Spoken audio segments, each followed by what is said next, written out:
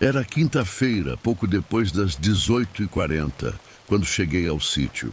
O sol ainda não tinha se posto completamente, mas o céu já estava estranho, pesado, puxando para um cinza esverdeado, como se uma tempestade estivesse indecisa em cair. O vento vinha em rajadas curtas, levantando a poeira da estrada de terra. E o cheiro, aquele cheiro típico de mato úmido misturado com terra velha. Ali, tudo parecia parado no tempo. O sítio ficava afastado da cidade, a quase 40 minutos de estrada ruim. Eu tinha ido passar alguns dias sozinho para descansar a cabeça. Pelo menos era isso que eu achava. Assim que desci do carro, olhei em volta. As plantações de milho se estendiam até onde a vista alcançava. E lá no meio, o espantalho. Ele sempre esteve ali, desde que me entendo por gente. Feito de madeira velha, roupas rasgadas e um chapéu torto cobrindo o rosto de saco. Mas naquele dia, algo estava diferente. O vento batia e fazia o pano do corpo dele se mover como se respirasse. Tive um arrepio, mas ignorei. Espantalho não assusta adulto, pensei. Entrei na casa por volta das 19h10. O céu já estava escuro demais para aquele horário. Nuvens fechadas, nenhuma estrela, nenhum canto de grilo. Só silêncio. Preparei um café forte, tentando espantar a sensação estranha no peito. O relógio da parede marcava 19h47 quando ouvi o primeiro som. Farfalhar. Vinha da plantação. Olhei pela janela da cozinha. O milho balançava, mas o vento tinha parado. E o espantalho estava virado para a casa. Tenho certeza absoluta de que, quando cheguei, ele estava de lado. Meu estômago gelou. Tentei racionalizar. Talvez o vento. Talvez eu não tivesse reparado antes. Às 20h15 a chuva começou. Fraca no início, depois pesada, grossa, batendo no telhado como dedos impacientes. A energia caiu às 20h32. A casa ficou mergulhada numa escuridão densa, viva. Acendi a lamparina. A chama tremia mesmo sem vento. Foi quando ouvi passos, lentos, arrastados. Não vinham de dentro da casa. Vinham de fora. Passei pela sala com cuidado e cheguei à porta da frente. Abri só uma fresta. A chuva caía forte, mas algo bloqueava parte da visão. Uma silhueta parada no terreiro. O espantalho. Ele estava mais perto, muito mais perto. Meu coração disparou. Fechei a porta com força, trancando tudo. Às 21h08, ouvi a primeira batida. Não era forte, era seca. Esperei. Mais próxima. A terceira. 3 batidas. Lembrei imediatamente dos causos antigos que o pessoal da região contava. Que o espantalho não era só para espantar bicho. Era para conter alguma coisa.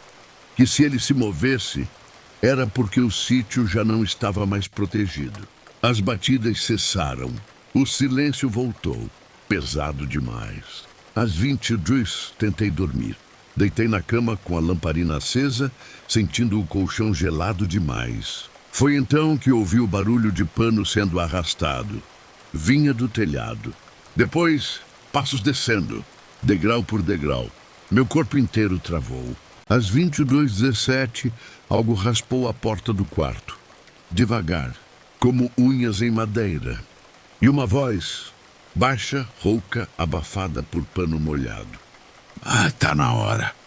Não era alguém que eu conhecia, mas de algum jeito parecia saber meu nome. Segurei o lençol com força, sem conseguir gritar. A maçaneta girou. Parou. Silêncio outra vez.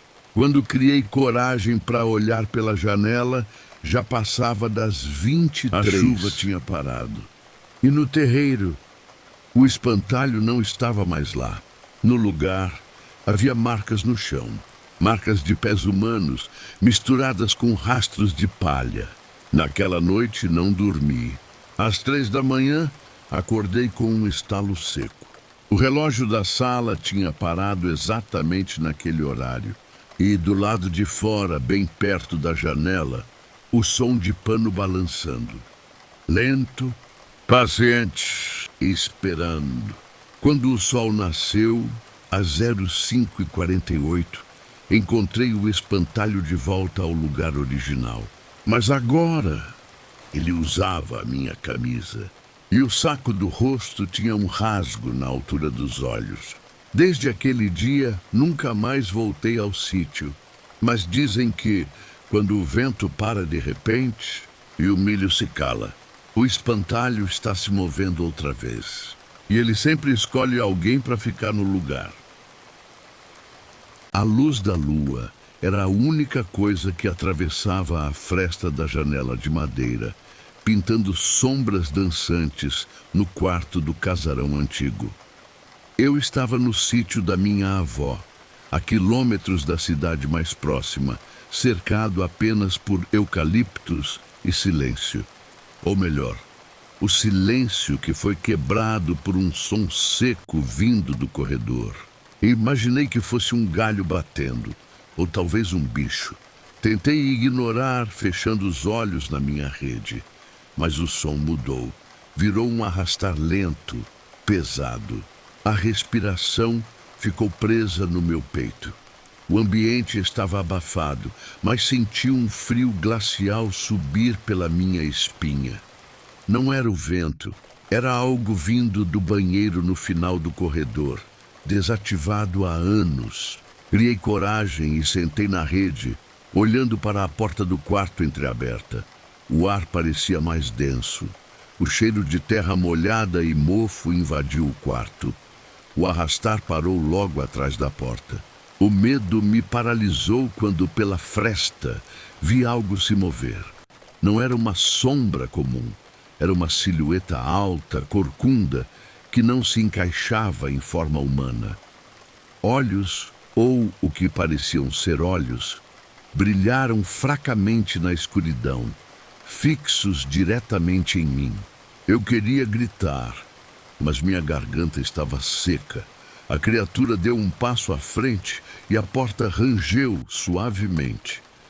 Eu nunca corri tanto na minha vida, atravessando a casa até o carro, sem olhar para trás, enquanto os arrastares se tornavam batidas frenéticas na madeira da porta do quarto.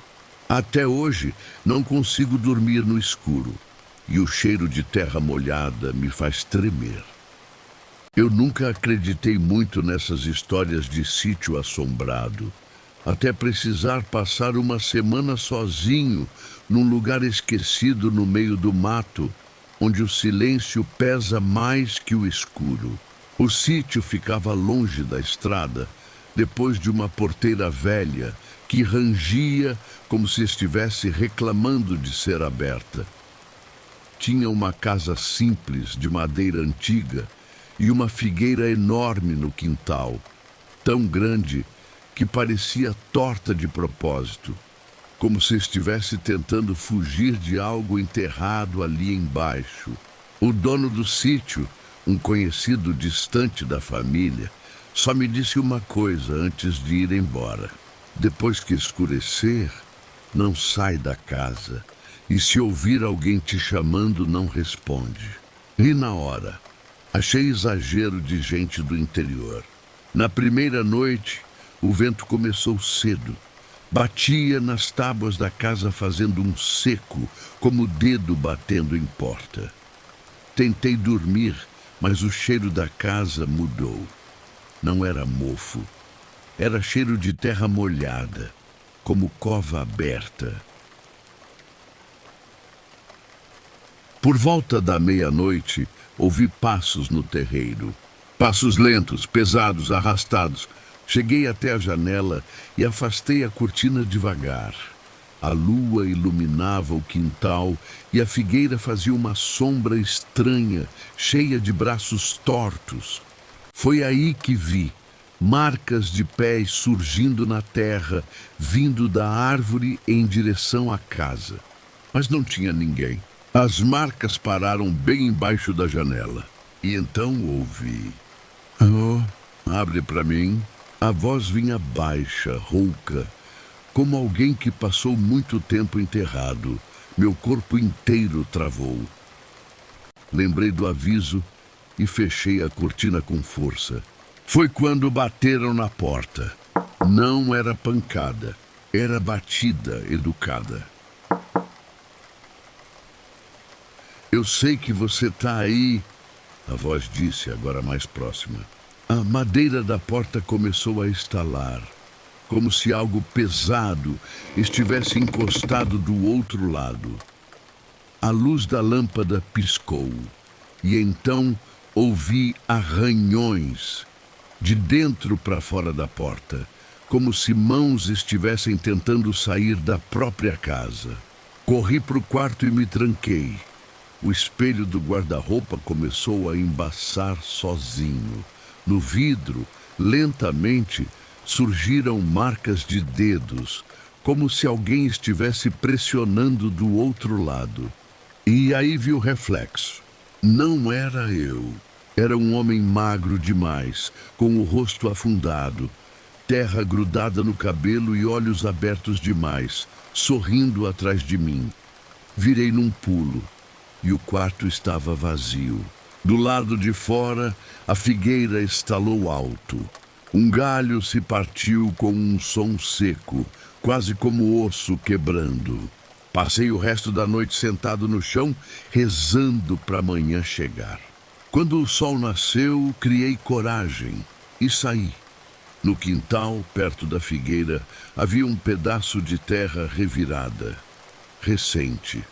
No centro, uma cruz de madeira velha, quase escondida pelas raízes.